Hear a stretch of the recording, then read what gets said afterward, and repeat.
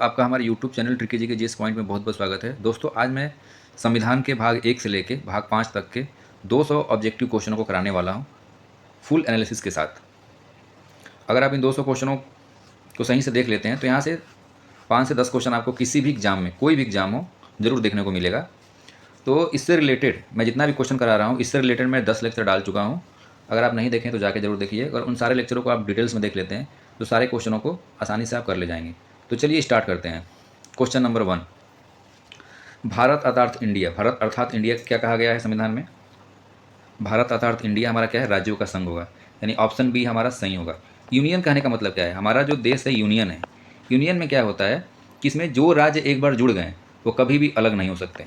मतलब जो इसमें स्टेट है वो कभी भी अलग नहीं हो सकते हैं।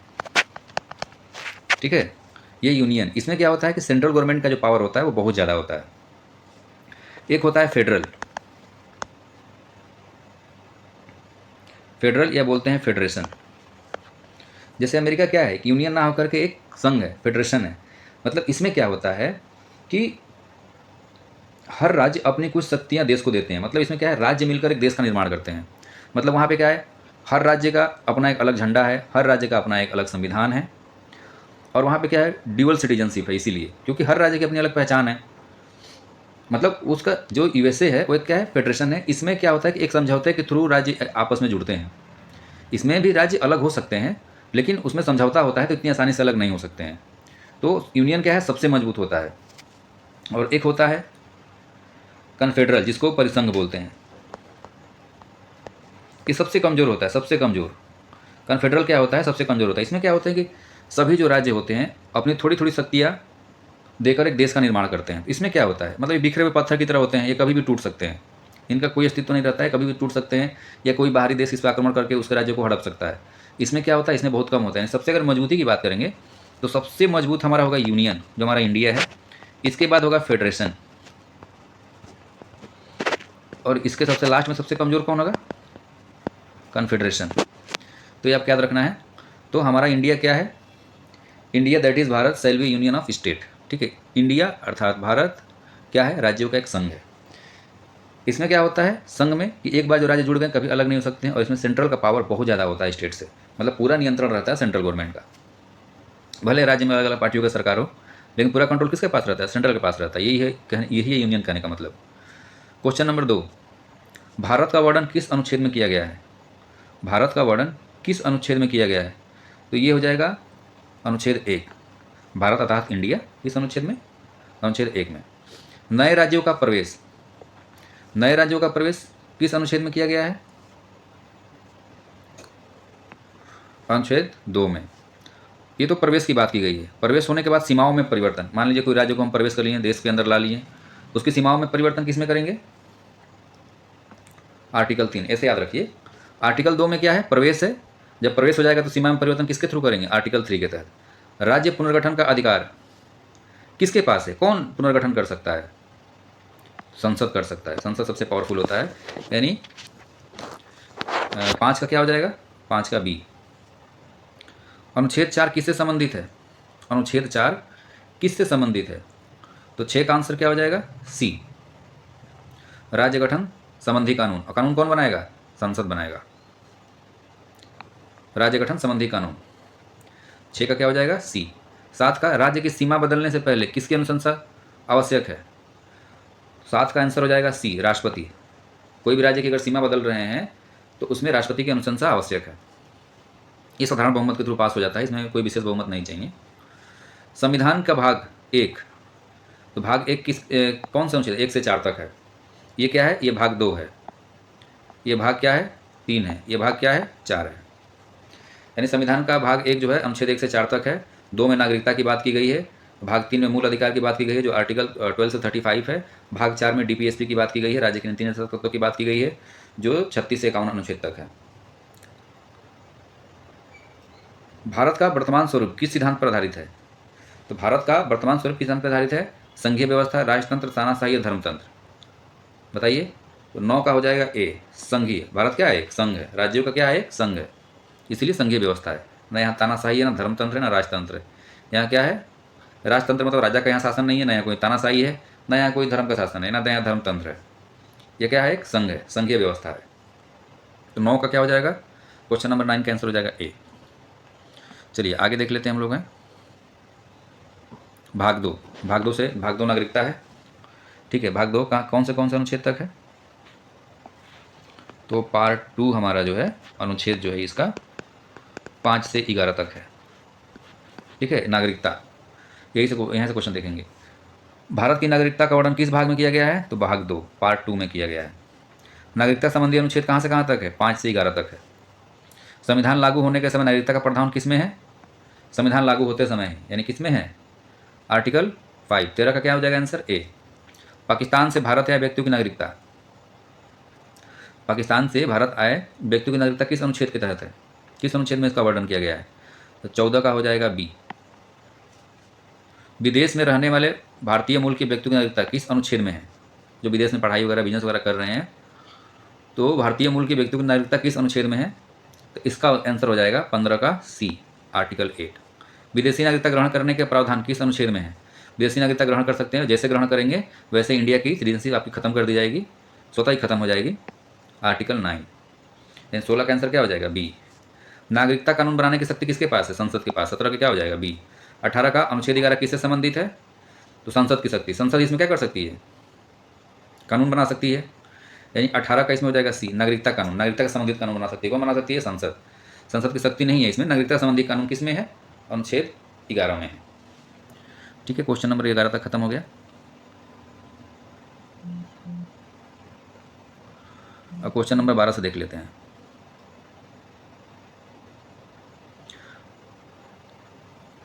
क्वेश्चन नंबर 19,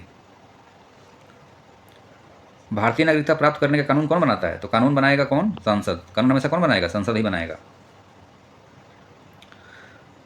नागरिकता संविधान के किस भाग में है? तो भाग 2 में है। कहाँ से कौन से आर्टिकल तक है? तो आर्टिकल हो जाएगा 5 to 11, याद रखना है आपको। अब देख लेते हैं मौलिक अधिकार। मौलिक अधिकार ये कहाँ से कहाँ तक है? अनुच्छेद 12 से 35 तक है। तो मौलिक अधिकार किस भाग में है? तो याद रखना है आपको, भाग 3 में है। कहाँ से कहाँ, कौन से अनुच्छेद से? मतलब अनुच्छेद कहाँ, कितना से कितना तक? 12 से 35 तक। मौलिक अधिकार किस अनुच्छेद से शुरू होते हैं? तो अनुच्छेद 12 से शुरू होते हैं। अंत कहाँ पे होता है? 35 में। समानता का अधिकार किस अनुच्छेद में है? 14 में है। 14 से 18 तक समानता का अधिकार है, लेकिन समानता का मेरा अधिकार बोलेगा तो 14। 23 का क्या हो जाएगा? बी। 24, धर्म जाति लिंग के आधार पर भेदभाव का निषेध किस में है? 15 में है। सार्वजनिक रोजगार की अवसर की समानता किस अनुच्छेद में है? सार्वजनिक रोजगार, पब्लिक एम्प्लॉयमेंट की बात किस अनुच्छेद में की गई है? तो अनुच्छेद नंबर 16 में। 25 का क्या हो जाएगा? बी। अपरिष्टता का अंत, एवोल्यूशन ऑफ अनटचेबिलिटी किस में की गई है? आर्टिकल नंबर 17 में। उपाधियों का अंत किस में किया गया है? आर्टिकल नंबर 18 में। स्वतंत्रता का अधिकार, स्वतंत्रता का अनुसार अधिकार किस अनुच्छेद में है? तो 28 का हो जाएगा बी। 19 से 22 तक के अनुच्छेद में है, ठीक है। अभिव्यक्ति की स्वतंत्रता किस अनुच्छेद में है? 19। इसमें घूमने फिरने की आज़ादी है, कहीं भी बस जाने की आज़ादी है, भाषण देने की आज़ादी है, संगठन समितियाँ बनाने की आज़ादी दी गई है। किसके अंतर्गत आती है? आर्टिकल 19 के अंतर्गत। अपराधों के दोषसिद्धि के संरक्षण में किस अनुच्छेद में है? दोषसिद्धि से संरक्षण किस अनुच्छेद में है? यह है आर्टिकल नंबर 20, याद रखना है आपको, आर्टिकल नंबर 20 में। यानी 30 का क्या हो जाएगा? 30 का हो जाएगा बी। मतलब पुलिस को कारण बताना होगा इसमें, आपको गिरफ्तार करके पुलिस को कारण बताना होगा पुलिस को कि आपने किस लिए गिरफ्तार किया है। 24 घंटे के अंतर्गत आपको मजिस्ट्रेट के सामने पेशी करना होता है, यही है आर्टिकल 20। और इसमें क्या होता है कि अपने मनपसंद वकील रखने का भी आपका अधिकार है आर्टिकल 20 के तहत। जीवन जीने का अधिकार, यानी जीवन एवं व्यक्तिगत स्वतंत्रता का अधिकार किस में है? आर्टिकल 21 में है। शिक्षा का अधिकार आर्टिकल 21 में जोड़ा गया है। गिरफ्तारी और निषेध, मतलब arrest and detention, arrest and detention का किस में बात किया गया है? आर्टिकल नंबर 22 में। 33 का क्या हो जाएगा? 33 का बी। मानव तस्करी, शोषण के विरुद्ध आर्टिकल 23 से 24 में बात किया गया है, तो इसका किस में हो जाएगा? मानव तस्करी का 23 में, और बाल श्रम को रोकने के लिए 24 में। बाल श्रम निषेध किस में किया गया है? 24 में। धर्म की स्वतंत्रता किस अनुच्छेद से शुरू होती है? 25 से प्रारंभ होती है, 28 तक जाती है, ठीक है। ये कहाँ से शुरू होती है? 25 से 28। धार्मिक संस्थाओं में प्रबंधन का अधिकार किस अनुच्छेद में है? तो 37 का क्या हो जाएगा? 37 का हो जाएगा बी। अगला क्वेश्चन देख लेते हैं। धार्मिक शिक्षा से संबंधित अनुच्छेद कौन सा है? धार्मिक शिक्षा से संबंधित अनुच्छेद कौन सा है? 38 का हो जाएगा सी। 28। सांस्कृतिक अधिकार किस अनुच्छेद में है? 39। 39 का आंसर क्या हो जाएगा आपका? B, article number 29। अल्पसंख्यकों को शिक्षण संस्थान स्थापित करने का अधिकार किस अनुच्छेद में है? तो ये हो जाएगा आपका 40। 40 का हो जाएगा बी, आर्टिकल नंबर 30।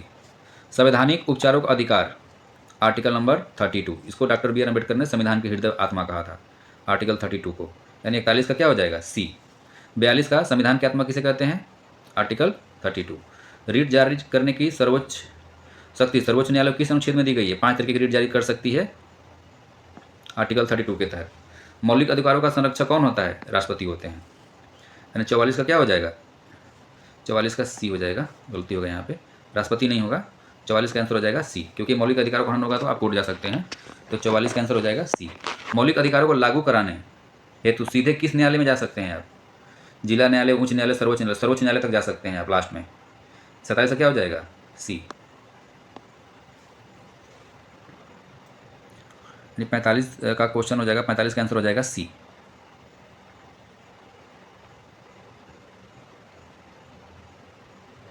हम लोगों ने देख लिया। अब 46 से देखते हैं। नीति निर्देशक तत्व किस भाग में है? तो नीति निर्देशक तत्व किस भाग में है? हमारा भाग 4 में है, यानी कि 46 का क्या हो जाएगा? बी।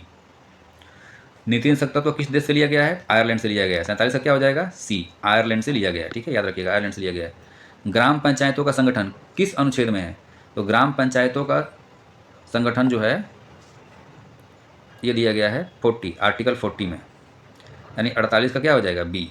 समान कार्य के लिए समान वेतन, चाहे पुरुष हो या महिला हो, अगर समान कार्य कर रहे हैं, सेम कार्य कर रहे हैं तो समान वेतन दिया जाएगा। किस अनुच्छेद में इसकी बात की गई है? तो 49 का हो जाएगा बी, 39 में। यूनियन का वर्णन मैंने संघ का वर्णन किस भाग में है? संघ का वर्णन किस भाग में है? तो 50 का हो जाएगा सी, भाग 5 में। भाग 5 में क्या है? संघ, जहाँ से हमने राष्ट्रपति के बारे में पढ़ाया है, उपराष्ट्रपति के बारे में पढ़ाया है। अब वीडियो जाकर देख सकते हैं डिटेल्स में। अब देख लेते हैं अगला क्वेश्चन 51। भारतीय संविधान का भाग 5 किससे संबंधित है?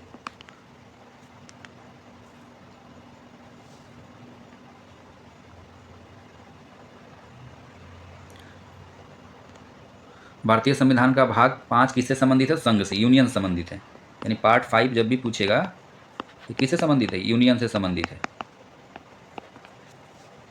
राष्ट्रपति का पद किस अनुच्छेद के तहत है? किस अनुच्छेद में वर्णन है? राष्ट्रपति का एक पद होगा, आर्टिकल 52। यानी 52 का क्या हो जाएगा? 52 का सी। भारत का राष्ट्रपति कौन होता है? सरकार का प्रमुख होता है, राज्य का प्रमुख होता है, संसद का प्रमुख होता है, न्यायपालिका का प्रमुख होता है। किसका प्रमुख होता है? 53 का हो जाएगा बी, राज्य का प्रमुख होता है। राज्य की कार्यपालिका की शक्ति किसमें निहित है? तो राज्य की कार्यपालिका की शक्ति निहित होती है, क्वेश्चन नंबर 54 का आंसर होगा बी। कार्यपालिका का प्रधान कौन होता है? संघ की कार्यपालिका की शक्ति है, प्रधान कौन होता है? राष्ट्रपति होता है। औपचारिक होता है, लेकिन वास्तविक रूप से कौन होता है? प्रधानमंत्री होता है। लेकिन यहाँ पे अगर केवल किसमें शक्ति की बात की, किसमें निहित है, तो राष्ट्रपति के पास है। ठीक है, 54 का क्या हो जाएगा? बी। 55 राष्ट्रपति का निर्वाचन कौन कराता है? जनता, निर्वाचन मंडल, प्रधानमंत्री, राज्यपाल। ठीक है, जनता तो डायरेक्ट होता नहीं, जनता कराएगी नहीं, प्रधानमंत्री, राज्यपाल तो इनको ये लोग करा नहीं सकते हैं। यानी कौन कराएगा? निर्वाचन मंडल कराता है।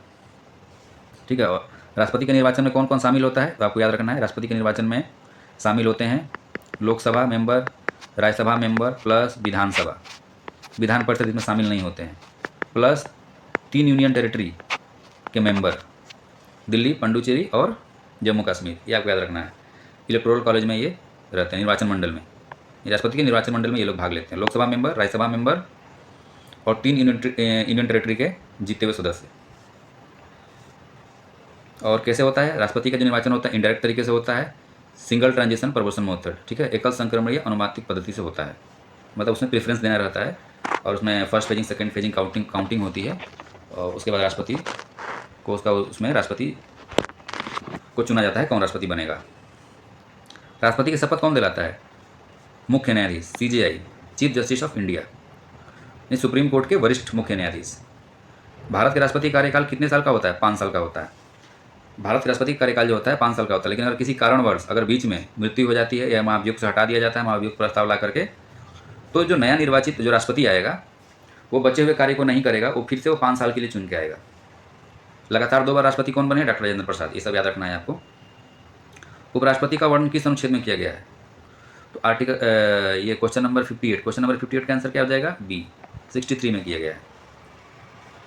राज्य का पदेन सभापति कौन होता है? तो राज्य का पदेन सभापति जो होता है वो हमारा होता है उपराष्ट्रपति, यानी 59 का क्या हो जाएगा? 59 का सी। 59 का आंसर क्या हो जाएगा? सी। चलिए अगला क्वेश्चन देखते हैं, क्वेश्चन नंबर 60। मंत्रिपरिषद का प्रधान कौन होता है? मंत्रिपरिषद का प्रधान कौन होता है? प्रधानमंत्री होता है। जितना भी मंत्रिमंडल होता है ना, उसका मेन प्रधान होता है प्रधानमंत्री, और मंत्रियों की नियुक्ति राष्ट्रपति द्वारा की जाती है प्रधानमंत्री की सलाह पे। यानी प्रधानमंत्री जी बोलेंगे कि इनको इनको मंत्री इस विभाग में देना है, तो राष्ट्रपति उनको नियुक्ति देते हैं, उनकी नियुक्ति करवाते हैं। यानी 60 का आंसर क्या हो जाएगा? बी। प्रधानमंत्री की नियुक्ति कौन करता है? प्रधानमंत्री की नियुक्ति करते हैं राष्ट्रपति। मंत्रिपरिषद सामूहिक रूप से किसके प्रति उत्तरदायी होती है? मंत्रिपरिषद सामूहिक रूप से किसके प्रति उत्तरदायी होती है? क्वेश्चन नंबर 62 का आंसर क्या हो जाएगा? सी, लोकसभा के प्रति उत्तरदायी होती है, क्योंकि इसमें डायरेक्टली जीत के लोग जाते हैं एमपी बन के, मेंबर ऑफ पार्लियामेंट बन के, और ये पूरी मंत्रिपरिषद सामूहिक रूप से उत्तरदायी होती है लोकसभा के प्रति। और लोकसभा का जो बहुमत दल का नेता होता है वही प्रधानमंत्री बनता है, ठीक है। और मंत्रिपरिषद का अध्यक्ष कौन होता है? प्रधानमंत्री। इसलिए मंत्रिपरिषद सामूहिक रूप से उत्तरदायी होती है लोकसभा के प्रति, क्योंकि लोकसभा में बहुमत दल का जो नेता होता है वही प्रधानमंत्री होता है। अब क्वेश्चन नंबर 63, भारत की संसद किनसे मिलकर बनती है? तो भारत की संसद की बात हम कहेंगे तो संसद जो है उसके अगर सदन बोलेगा, सदन, तो 2 होंगे, लोकसभा और राज्यसभा। लेकिन अगर अंग बोलेगा तो लोकसभा, राज्यसभा और राष्ट्रपति होगा। तो क्वेश्चन कंफ्यूज कर सकता है आपको, तो इसका आंसर हो जाएगा सी, यानी 3 होगा, ठीक है। राष्ट्रपति, राज्यसभा और लोकसभा। संसद जो होती है 3 लोगों से मिलकर बनती है, इसके 3 अंग होते हैं, राष्ट्रपति, लोकसभा और राज्यसभा। सदन बोलेगा तो केवल लोकसभा और राज्यसभा, ठीक है। इसमें क्वेश्चन घुमा सकता है। सदन बोलेगा अगर सदन, तो इसमें सदन होती है सिर्फ 2, सदन होती है सिर्फ 2, एक तो होती है लोकसभा और एक होती है राज्यसभा। लेकिन अगर इसका अंग बोलेगा तो हो जाएगा प्रेसिडेंट, लोकसभा और राज्यसभा, 3 अंग होते हैं। तो एक क्वेश्चन पूछा, अंग पूछा है, किससे मिलकर बना है? संसद का वर्णन किस अनुच्छेद से प्रारंभ होता है? तो संसद का वर्णन जो होता है 79 में, याद रखना है आपको, 79 में। यानी 64 का आंसर क्या हो जाएगा? 64 का आंसर हो जाएगा बी। और ये हो जाता है हमारा राज्यसभा, 80 क्या हो जाता है हमारा? राज्यसभा, और 81 क्या हो जाता है हमारा? लोकसभा। ये भी याद रखना है आपको। संसद का अभिन्न अंग कौन सा है? प्रधानमंत्री, राष्ट्रपति, मुख्य न्यायाधीश, उपराष्ट्रपति। तो अभिन्न अंग बोले ना, अंग की बात करेगा तो 3 अंग होते हैं संसद के, लोकसभा, राज्यसभा और राष्ट्रपति। तो इसमें कौन सा ऑप्शन दिया है? राष्ट्रपति, इसलिए ऑप्शन कौन सा सही होगा? ऑप्शन बी, यानी 65 का आंसर क्या होगा? बी। 66, क्वेश्चन 66, लोकसभा को क्या कहा जाता है? उच्च सदन, निम्न सदन। लोकसभा को कहा जाता है निम्न सदन, लोअर हाउस, और राज्यसभा को बोला जाता है उच्च सदन, यानी अपर हाउस। राज्यसभा को क्या कहा जाता है? दे दिया इसमें यहाँ पे। 67 का आंसर क्या हो जाएगा? 67 का सी, उच्च सदन कहा जाता है। राज्यसभा क्या है? अस्थायी सदन होता है, इसको विघटन नहीं किया जा सकता है। अस्थायी सदन होता है, इसको विघटन नहीं किया जा सकता है, जबकि लोकसभा को विघटन किया जा सकता है।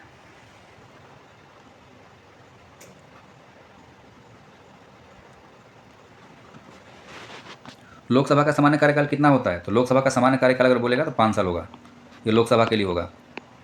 लेकिन राज्यसभा क्या होता है? राज्यसभा का सामान्य कार्यकाल होता है 6 साल, याद रखना है आपको, पूछता है। धन विधेयक सबसे पहले कहाँ प्रस्तुत किया जाता है? लोकसभा में, राष्ट्रपति भवन में, सर्वोच्च न्यायालय में, राज्यसभा में।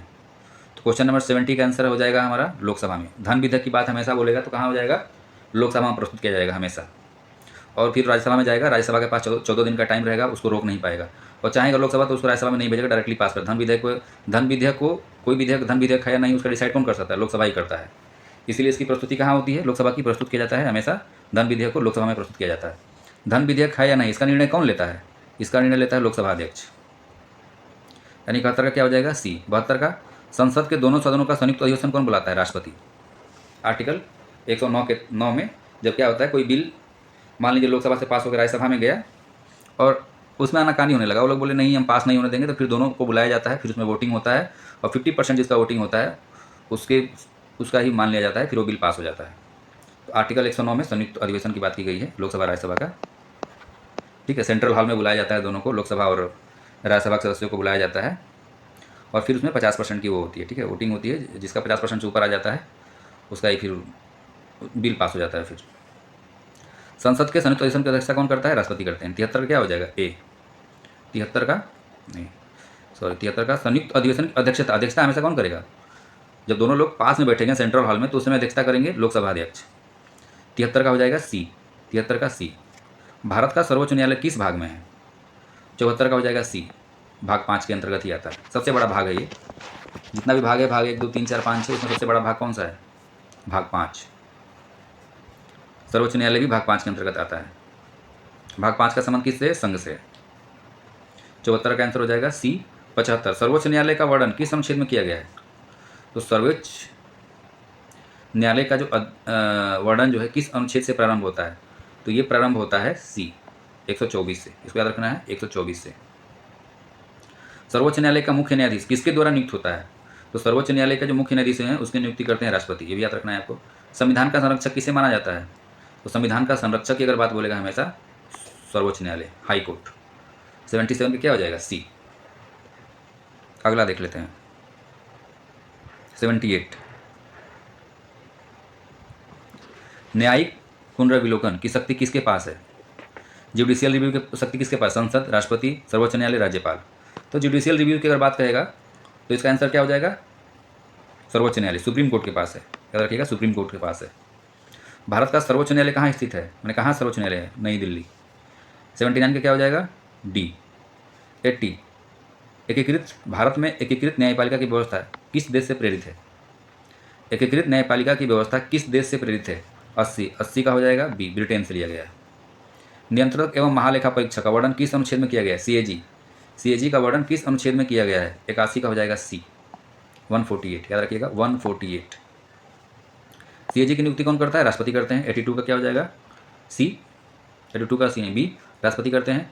भारत का लेखा परीक्षक कौन कहलाता है?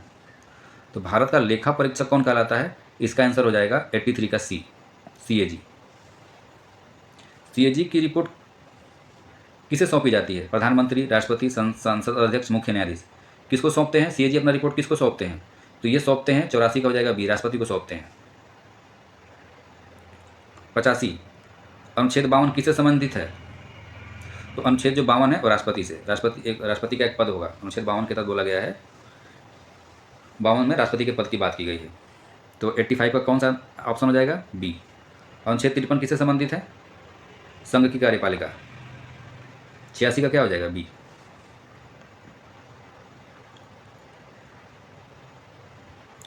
अनुच्छेद 74 किससे संबंधित है? मंत्रिपरिषद, न्यायपालिका, सांसद, राज्यपाल। तो ये हो गया 87 का। अनुच्छेद 74 किससे संबंधित है? 74 का संबंध जो है बी, मंत्रिपरिषद से संबंधित है। अनुच्छेद 75 किससे संबंधित है? तो अनुच्छेद 75 का संबंध है प्रधानमंत्री और मंत्रिपरिषद। 88 का ऑप्शन क्या हो जाएगा? ए, प्रधानमंत्री और मंत्रिपरिषद। 79 का संबंध किससे? आर्टिकल 79 यानी 89 का क्या हो जाएगा? ए, संसद। 90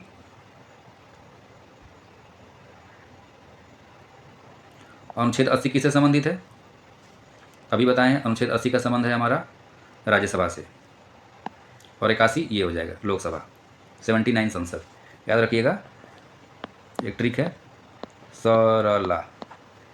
स मतलब हो गया संसद, ये हो गया राज्यसभा, ये हमारा हो गया लोकसभा। आर्टिकल लिख दीजिए 79, 80, 81, इसको याद रखिएगा। ठीक है, संसद का वर्णन किस अनुच्छेद में किया गया है? 79। राज्यसभा का 81, लोकसभा का 81 में। ठीक है, अब अगला क्वेश्चन देख लेते हैं 91। अनुच्छेद 81 किससे संबंधित है? यहाँ देख लीजिए, लोकसभा। अनुच्छेद 124 का संबंध किस अभी बताए हैं? सर्वोच्च न्यायालय, यानी 92 का क्या हो जाएगा? सी। 93 148 किससे संबंधित है? 93 क्वेश्चन रिपीट हो रहे हैं बार बार। सीएजी, सीएजी का पद जो होगा उसकी गणना, उसका वर्णन किसने किया गया? आर्टिकल 148 में। राष्ट्रपति के चुनाव में कौन भाग नहीं लेता? देखिए, ये लोकसभा वाला भी लेगा, राज्यसभा वाले भी लेगा, विधानसभा वाले भी लेंगे, विधान परिषद वाले सदस्य नहीं लेंगे। ठीक है, यानी इसका ऑप्शन कौन सा ही होगा? डी। भारत का प्रथम नागरिक कौन होता है? राष्ट्रपति होता है। 95 का ऑप्शन हो जाएगा बी। अगला क्वेश्चन देख लेते हैं। भारतीय संसद का उच्च सदन कौन होता है? बताएं अभी, उच्च सदन होता है रमेश।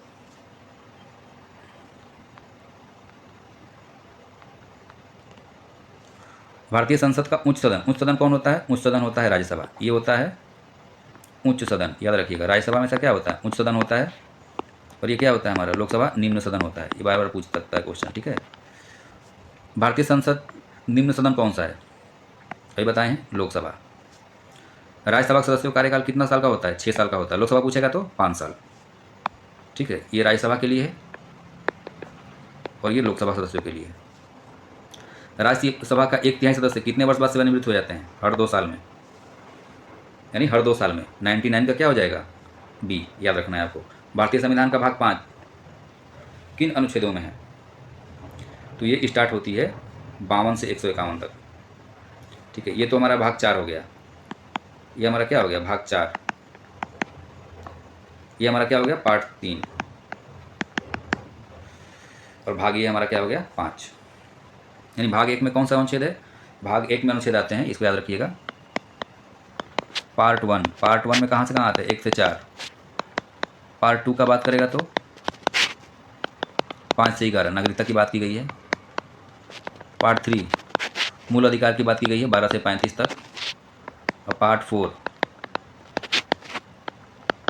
35 से 51। भाग 4 जो है 35 से 51, इसमें बात की गई है राज्य के नीति निर्देशक तत्वों के बारे में, ठीक है। Question number 101। क्वेश्चन नंबर 101 क्या दिया है? भारतीय संविधान का भाग 1 किस विषय से संबंधित है? भाग 1 संघ एवं उसके राज्य क्षेत्र, यानी 101 का क्या हो जाएगा? बी। अनुच्छेद 1 भारत को क्या कहता है? राज्यों का एक संघ होगा। 102 का क्या हो जाएगा? सी। अनुच्छेद 2 किससे संबंधित है? तो 2 में प्रवेश होगा। 2 में राज्य क्या करेंगे? प्रवेश करेंगे, यानी 103 का क्या हो जाएगा? बी। अनुच्छेद 3 किससे संबंधित है? तो राज्यों की सीमाओं में परिवर्तन। 104 का क्या हो जाएगा? बी। भारतीय संविधान का भाग 2 किस विषय संबंधित है? भाग 2 नागरिकता संबंधित है। कहाँ से कहाँ तक, कौन सा अनुच्छेद से लेकर के 5 से 11 तक में चर्चा की गई है इसकी। अनुच्छेद 5 किससे संबंधित है? अनुच्छेद 5 जो संबंधित है वो किससे संबंधित है? 106 का हो जाएगा बी, नागरिकता से 5 से 11 तक की बात की गई है। अनुच्छेद किससे संबंधित है? पाकिस्तान से भारत आए व्यक्तियों की नागरिकता। अनुच्छेद 7 किससे संबंधित है? पाकिस्तान से गए व्यक्तियों की नागरिकता, यानी 108 का क्या हो जाएगा? बी। 109 का क्या हो जाएगा? अनुच्छेद 8 किससे संबंधित है?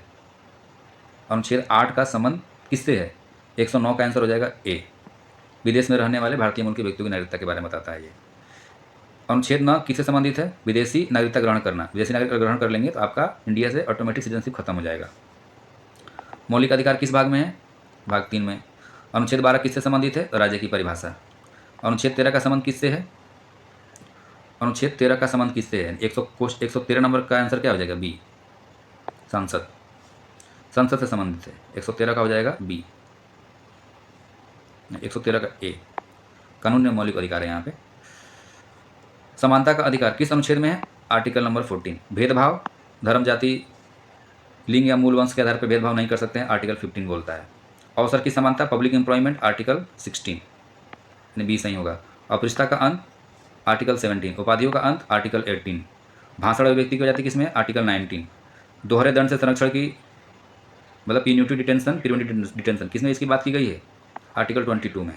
यानी कि 120 का क्या हो जाएगा? 120 का डी, 120 का बी, दोहरा दंड, सॉरी 120 का हो जाएगा बी, आर्टिकल 20 में। जीवन जीने का अधिकार किसमें दिया गया है? बी, आर्टिकल 21 में। शिक्षा का अधिकार किसमें दिया गया है? 21 में ही जोड़ दिया गया है, 21 ए। 122 का क्या हो जाएगा? 122 का बी, 122 का आंसर हो जाएगा बी। अगला क्वेश्चन देख लेते हैं। 123 गिरफ्तारी के संरक्षण में, तो गिरफ्तारी के संरक्षण में हमको देता है article number 22। Arrest and detention से संरक्षण किस अनुच्छेद में किया गया है? इसकी चर्चा की गई है आर्टिकल 22 में। मानव तस्करी यानी शोषण के विरुद्ध, आर्टिकल 23, 24। तो अगर 23 बोलेगा तो मानव तस्करी, और बाल श्रम बोलेगा तो 24, ठीक है। तो इसका आंसर क्या हो जाएगा? बी। 124 का हो जाएगा बी। 125 का बी, बाल श्रम अभी हम बोले। धर्म की स्वतंत्रता किस अनुच्छेद में है? अनुच्छेद 25 से 28। 25 से 28। धार्मिक संस्थाओं में प्रबंधन का अधिकार किस अनुच्छेद में दिया गया है? 127 का हो जाएगा बी। आर्टिकल 26 में। धार्मिक करों से मुक्ति, यानी अगर धर्म के लिए अगर आप पैसा देते हैं, चंदा देते हैं, तो उसमें कर नहीं लगता है, सरकार आपको कर के लिए बाध्य नहीं कर सकती है। धार्मिक करों से मुक्ति किस अनुच्छेद में है? तो इसका हो जाएगा 128 का बी, आर्टिकल 27 में। धार्मिक शिक्षा संबंधित 129 का हो जाएगा बी, 28। ठीक है, यानी 25 से 28। देखिए इसमें 25 में क्या है, 25 से 28, 25, 26, 27, 28 ये धार्मिक स्वतंत्रता है, मतलब इसमें धर्म मानने की आज़ादी है। इसमें प्रबंधन बना सकते हैं 26 में। और 27 में क्या है, कर, टैक्स से, टैक्स नहीं लगेगा। इसमें आप मैनेजमेंट बना सकते हैं धर्म के रिलेटेड। इसमें आज़ादी आपको दी गई है, फ्रीडम, कोई भी धर्म आप मान सकते हैं। और धार्मिक शिक्षा की बात किसमें की गई? आर्टिकल 28 में। संस्कृति की रक्षा का अधिकार किस अनुच्छेद के तहत है? तो 130 का आंसर हो जाएगा बी, आर्टिकल 29। अल्पसंख्यकों को शिक्षण संस्थान स्थापित करना, जैसे मुस्लिम, जैन, बौद्ध, शिक्षण संस्थान स्थापित करना और अपने अनुसार संचालित करना, कौन सा अनुच्छेद उनको अधिकार देता है? 131 का हो जाएगा बी, आर्टिकल 30। संवैधानिक उपचारों का अधिकार, आर्टिकल 32। इसको डॉक्टर बी आर अम्बेडकर ने संविधान के हृदय में आत्मा कहा था। संविधान की आत्मा किसको बोला जाता है? आर्टिकल 32 को, ये आर्टिकल 32 को। नीति निषेध तत्व किस भाग में है? भाग 4 में है। 134 का क्या हो जाएगा? बी। कहाँ से लिया गया? आयरलैंड से लिया गया है। क्वेश्चन नीचे पूछ भी दिया है, कहाँ से लिया गया है? आयरलैंड से लिया गया है। ग्राम पंचायतों का संगठन किससे है? ग्राम पंचायतों का संगठन किस अनुच्छेद में इसकी बात की गई है? तो 136 का हो जाएगा बी, अनुच्छेद 40। समान कार्य के लिए समान वेतन, 137 का क्या हो जाएगा? B, article 39। ग्राम पंचायतों की बात करेगा तो 40। ग्राम पंचायतों का गठन की बात करेगा, संगठन की बात करेगा तो 40 में। असमान कार्य के लिए समान वेतन, ये क्वेश्चन बार बार रिपीट हो रहे हैं, आर्टिकल 39। राष्ट्रपति का पद किस अनुच्छेद में अभी रिपीट हो रहा है क्वेश्चन? 52। संघ की कार्यपालिका शक्ति किसके पास है? राष्ट्रपति के पास होती है। उपराष्ट्रपति पद का वर्णन किसमें किया गया है? आर्टिकल 63। 140 का क्या हो जाएगा? बी। 141। राज्यसभा का प्रधान सभापति कौन होता है? उपराष्ट्रपति होता है। इसको इसी नाते सैलरी दी जाती है। इसके बारे में डिटेल्स में पढ़ाया हूँ मैं, राष्ट्रपति उपराष्ट्रपति, इसके बारे में आप वीडियो देख सकते हैं। प्रधानमंत्री की नियुक्ति कौन करता है? राष्ट्रपति करता है। मंत्रिपरिषद किसके प्रति उत्तरदायी होती है? ये उत्तरदायी होती है लोकसभा। ठीक है। संसद का वर्णन किस अनुच्छेद में किया गया है? अभी हम बताएं ट्रिक से, 79 में। और 80 में राज्यसभा और 81 में लोकसभा।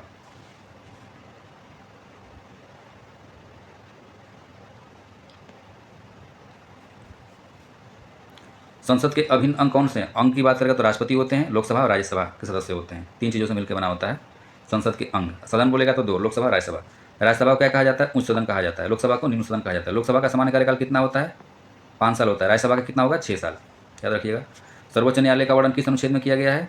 तो सर्वोच्च न्यायालय का वर्णन किया गया है 148 का सी, 124 में किया गया है। नियंत्रक एवं महालेखा परीक्षक किसमें, इसका वर्णन किस अनुच्छेद में किया गया? 148। बार बार क्वेश्चन रिपीट हो रहे हैं।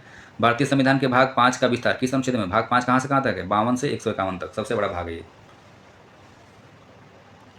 अगला क्वेश्चन देख लेते हैं, 151, क्वेश्चन नंबर 151। भारत के राष्ट्रपति का निर्वाचन किस प्रणाली विधि द्वारा होता है? अनुपातिक, सिंगल ट्रांजिटिव प्रोपोर्शन मेथड, अनुपातिक प्रतिनिधित्व एवं एकल संक्रमण पद्धति द्वारा किया जाता है। 151 में क्या हो जाएगा? बी। 152, राष्ट्रपति अपना त्यागपत्र किसे देते हैं? 152 का हो जाएगा सी, उपराष्ट्रपति को देते हैं त्यागपत्र। उपराष्ट्रपति राष्ट्रपति को देगा, राष्ट्रपति उपराष्ट्रपति को देगा। ठीक है, 152 का क्या हो जाएगा? सी। 153, राष्ट्रपति पर महाभियोग किसके द्वारा चलाया जाता है? सर्वोच्च न्यायालय, संसद द्वारा। और संसद के किसी सदन द्वारा, लोकसभा, संसद। देखिए महाभियोग चलाने के लिए सपोज करिए 2 सदन है, संसद के 2 सदन हैं, लोकसभा या राज्यसभा।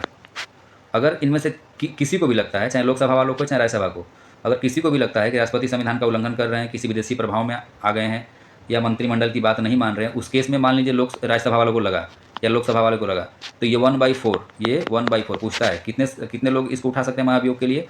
1/4, यानी 25% लोग को अगर लगता है, टोटल मेंबर का, राज्यसभा टोटल मेंबर का 25% लोगों को लगता है कि इन तीनों प्रभाव में से किसी प्रभाव में या संविधान का उल्लंघन कर रहे हैं या किसी दूसरे देश के प्रभाव में आ गए हैं या मंत्रिमंडल की बात नहीं मान रहे हैं, तो ये भेज देंगे कहाँ पे? उठा करके लोकसभा में भेज देंगे। अब ये लोग क्या करेंगे? टोटल मेंबर का 2/3 यानी लगभग 66%, यानी अगर 66% या 2/3 में अगर इनको भी अगर यही बात सेम लगता है कि नहीं ये जो राज्यसभा वाले कह रहे हैं वो सही बात है, तो महाभियोग प्रस्ताव ला करके राष्ट्रपति को उसको पद से हटा जा सकता है।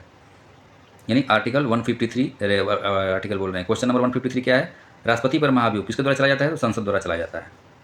153 का क्या हो जाएगा, बी। राष्ट्रपति पद रिक्त होने पर कार्यवाहक राष्ट्रपति का कार्य कौन करता है, रिक्त होने पर कार्यवाहक राष्ट्रपति के रूप में कार्य करते हैं उपराष्ट्रपति। लेकिन हाँ, जिस समय वो कार्यवाहक राष्ट्रपति के रूप में राष्ट्रपति कार्य करेंगे उसमें सारी शक्तियाँ राष्ट्रपति की उनको दी जाएगी और सैलरी भी राष्ट्रपति की दी जाएगी, और उस टाइम लेकिन वो राज्यसभा के पदन सभापति के रूप में कार्य नहीं करेंगे, याद रखिएगा। भारत का उपराष्ट्रपति किस सदन का पदन सभापति होता है, ये सभापति होते हैं राज्यसभा के। लेकिन जिस समय ये कार्यवाहक राष्ट्रपति के रूप में कार्य करेंगे उस टाइम उनको राष्ट्रपति की सैलरी दी जाएगी, लेकिन उस टाइम पे वो राज्यसभा के पदन सभापति के रूप में कार्य नहीं कर सकते हैं, वो ऐसे ही खाली रहेगा।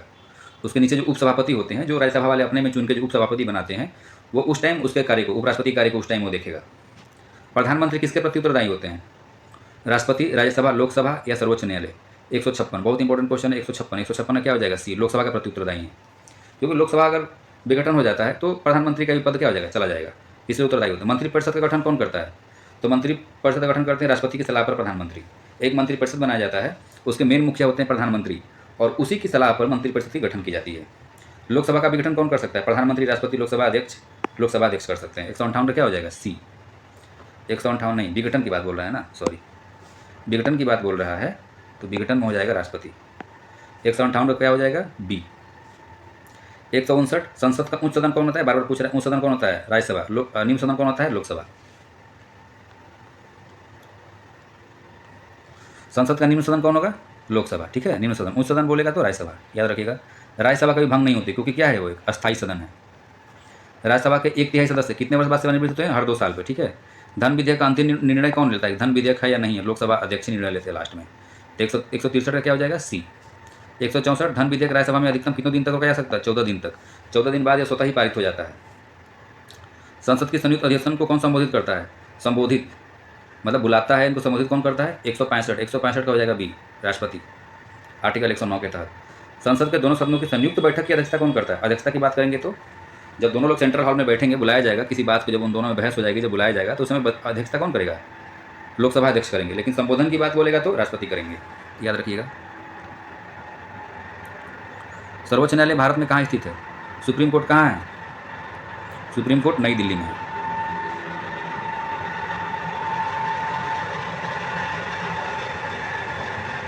सुप्रीम कोर्ट कहाँ है, नई दिल्ली में है।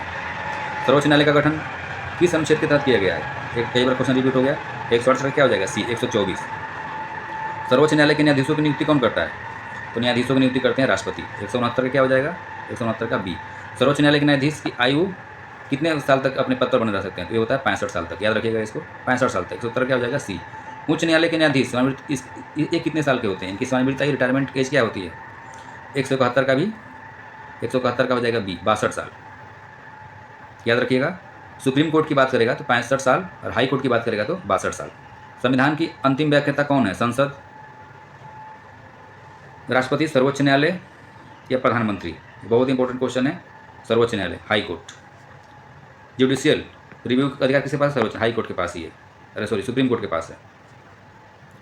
रीट जारी करने सर्वोच्च न्यायालय के किस अनुच्छेद में, अनुच्छेद 32, 5 तरीके की रीट जारी कर सकती है। क्वेश्चन नंबर 175 नियंत्रक एवं महालेखा परीक्षा की नियुक्ति कौन करता है, नियंत्रक एवं महालेखा की परीक्षा की नियुक्ति करता है राष्ट्रपति। 176 क्वेश्चन नंबर 176 सीएजी को कौन किस नाम से जाना जाता है, भारत के लेखा परीक्षक, वित्त प्रमुख, राजकोष प्रमुख या लोक लेखा प्रमुख, किस नाम से जाना जाता है। 176 का हो जाएगा बी, भारत का लेखा परीक्षक के नाम से। ये क्वेश्चन रिपीट हुआ है। सीएजी का वर्णन किस अनुच्छेद से प्रारंभ होता है, अनुच्छेद 148। ये भी याद रखिएगा। 177 क्या हो गया, 177 का सी। सीएजी रिपोर्ट किससे प्रस्तुत करते हैं, ये रिपोर्ट प्रस्तुत करते हैं राष्ट्रपति को। 178 का क्या हो जाएगा, बी। अनुच्छेद 52 किससे संबंधित है, राष्ट्रपति। ये कई बार क्वेश्चन रिपीट हुआ। अनुच्छेद 63 किससे संबंधित है, उपराष्ट्रपति। ये भी कई बार रिपीट हो गया। 180 का सी। अनुच्छेद 74 किससे संबंधित है, ये मंत्रिपरिषद से संबंधित है, यानी 181 का क्या हो गया, ए। 182 का 75 किससे संबंधित है, 182 में अनुच्छेद 75 किससे संबंधित है, ये संबंधित है बी, प्रधानमंत्री एवं मंत्रिपरिषद।